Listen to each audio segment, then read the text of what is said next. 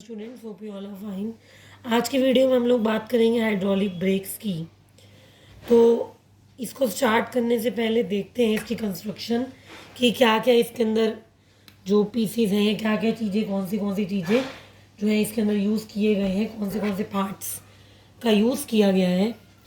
इसके अंदर एक मास्टर सिलेंडर है भाई एम, ये हमारा मास्टर सिलेंडर है एम, जिसके अंदर ब्रेक ऑयल फिल किया गया है।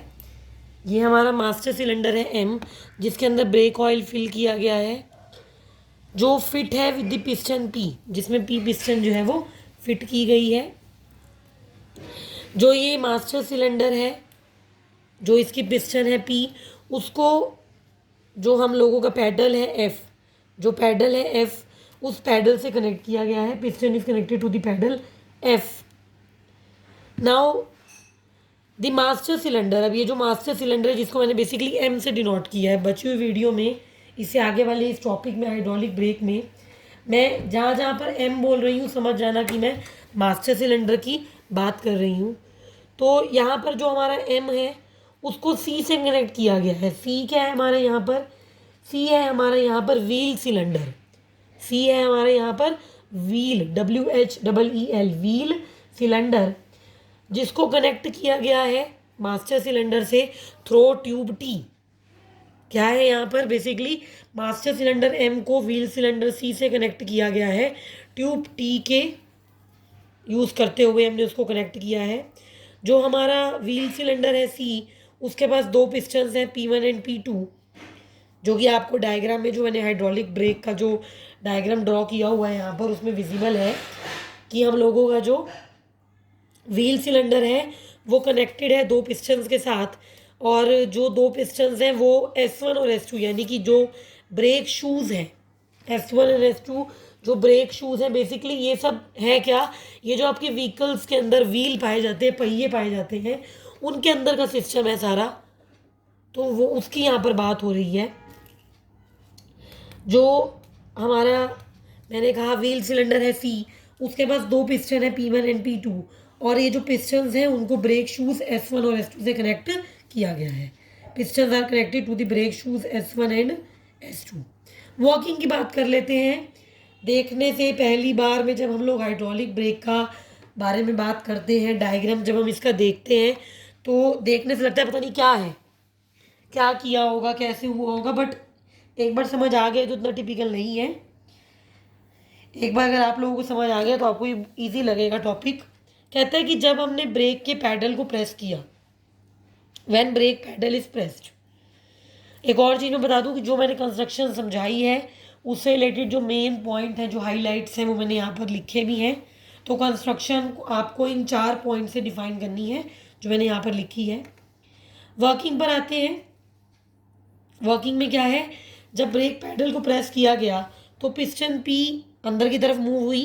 कहते हैं जब ब्रेक पैडल एफ को हमने प्रेस किया तो जो पिस्टन पी थी, यानी कि वो पिस्टन जिसको मास्टर सिलेंडर के साथ कनेक्ट किया गया था, वो अंदर की तरफ क्या हुई, वो अंदर की तरफ इनवर्ट्स की तरफ वो पुश हुई।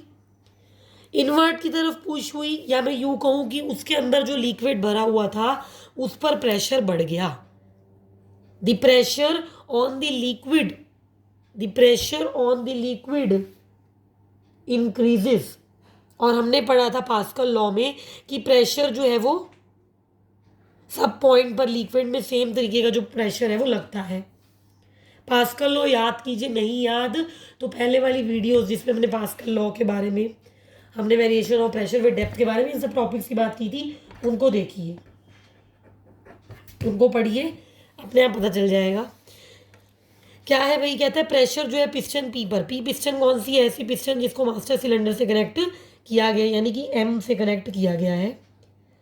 अब उस पर प्रेशर लगा तो जो प्रेशर है वो P1 P2 पर भी ट्रांसमिट हुआ, वहाँ पर भी पाया गया, P1 P2 पिस्टन पर भी पाया गया।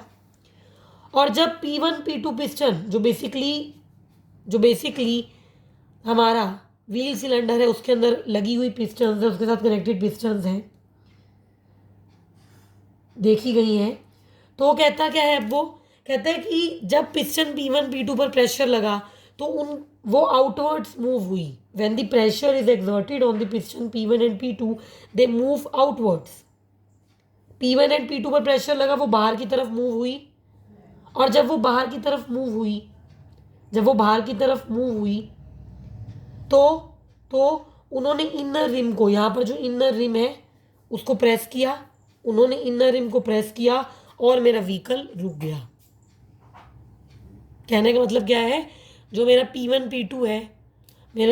P2 है वो बाहर की तरफ मूव हुआ, तो हमारा जो पिस्टन P1 P2 है वो बाहर की तरफ मूव होंगी, और P1 P2 पिस्टन के बाहर की तरफ मूव होने की वजह से वो ब्रेक शूज़ के ऊपर फोर्स लगाएंगी। ये जो शूज़ S1 S2 हैं इन पर फोर्स लगाएंगी कि ये एक दूसरे से दूर हो जाएं, कि S1 और S2 एक दूसरे से दूर हो जाएं, और जिसकी वजह से जो इंटरनल, जो अंदर इनका जो सारी सर्किटरी है, अंदर की सर्किटरी है, उस पर भी फोर्स लगेगा और हमारा व्हीकल जो है वो रुक जाएगा, जो हमारी ब्रेक्स हैं वो अप्लाई हो जाएंगी। तो बेसिकली हुआ क्या कि आपने ब्रेक को प्रेस किया, जो पिस्टन P1 है वो अंदर की तरफ मूव हुई, ये अंदर की तरफ मूव हुई तो पिस्टन P1 और P2 बाहर की तरफ यानी कि आउटवर्ड्स मूव हुई, और जब ये आउटवर्ड्स मूव हुई तो इन्होंने S1 S2 जो ब्रेक शूज़ हैं उन पर फोर्स लगाया कि वो एक दूसरे से दूर हो जाएं,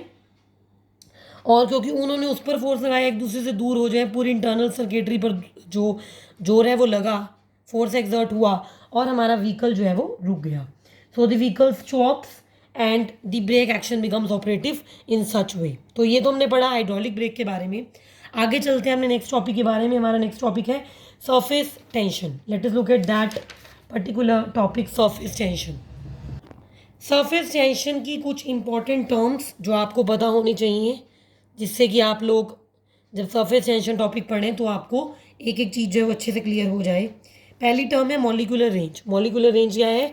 maximum distance up to which a molecule can exert attraction on other molecule. Maximum distance, जिस डिस्टेंस तक एक मॉलिक्यूल दूसरे मॉलिक्यूल पर फोर्स एक्सर्ट कर सकता है, या मैं यूँ कहूँ कि अट्रैक्टिव फोर्स एक्सर्ट कर सकता है। Second is sphere of influence. Sphere of influence क्या है? द स्फीयर ड्रॉन, हम जो एक इमेजिनरी स्फीयर ड्रॉ करते हैं, taking molecule as centre and molecular range as radius. Sphere of influence क्या है? The sphere drawn with molecule as centre and molecular range as radius is termed as sphere of influence. Third term is surface tension, surface film. Surface film क्या है? It is the top most layer of liquid at rest. ये जो भी हमने liquid, जिसे basically हम लोग rest पर ले रहे हैं, जो लिक्विड जिसे हमने रेस्ट पर लिया है, ये उसकी टॉप मोस्ट लेयर है, ये उस लिक्विड की टॉप मोस्ट लेयर है जिसकी थिकनेस मॉलिक्यूलर रेंज के बराबर है। So surface film is the top most layer of the liquid at rest with thickness equal to molecular range. तीन चीज़ों के बारे में हमने पढ़ा। मॉलिक्यूलर रेंज क्या है? मैक्सिमम डिस्टेंस, जब जिस डिस्टेंस तक एक मॉलिक्यूल दूसरे पर फोर्स लगा सकता है। स्फीयर ऑफ इन्फ्लुएंस क्या है? हम एक इमेजिनरी स्फीयर बनाते हैं मॉलिक्यूल को सेंटर पर रखते हुए और मॉलिक्यूलर रेंज को रेडियस लेते हुए, वो स्फीयर ऑफ इन्फ्लुएंस है। सरफेस फिल्म क्या है? ये टॉप मोस्ट लेयर है हमारी लिक्विड की जो रेस्ट पर है, with thickness equal to molecular range, जिसकी थिकनेस मॉलिक्यूलर रेंज के बराबर ली जाती है। तो ये तीन इंपॉर्टेंट टर्म के बारे में हमने सीखा। आगे चलते हैं सरफेस टेंशन पर। That what is surface tension, what is the SI CGS unit of surface tension and the very famous dimensional formula of surface tension. क्या होगा इसका formula? The property of liquid by virtue of which free surface of liquid at rest tend to acquire minimum surface area। surface tension क्या है? कहते हैं surface tension वो property है liquid की, surface tension वो प्रॉपर्टी है लिक्विड की जिसकी वजह से जो फ्री सरफेस है लिक्विड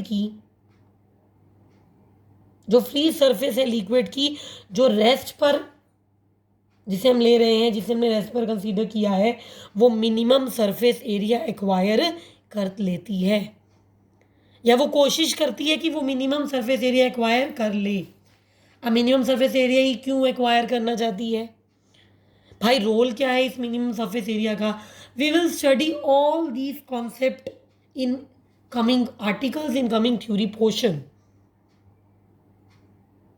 में हम पढ़ेंगे। सरफेस टेंशन क्या है? The property of liquid by virtue of which the free surface of liquid at rest tend to acquire minimum surface area. एक ऐसी प्रॉपर्टी जिसके कारण जो हमारी फ्री सरफेस है वो मिनिमम सरफेस एरिया एक्वायर करती है या मिनिमम सरफेस एरिया एक्वायर करने की कोशिश करती है। ठीक है, अब आता है सरफेस टेंशन का क्या कोई फॉर्मूला भी है? सरफेस टेंशन को हम लोग कैपिटल एस से डिनोट करते हैं। It is denoted by capital S.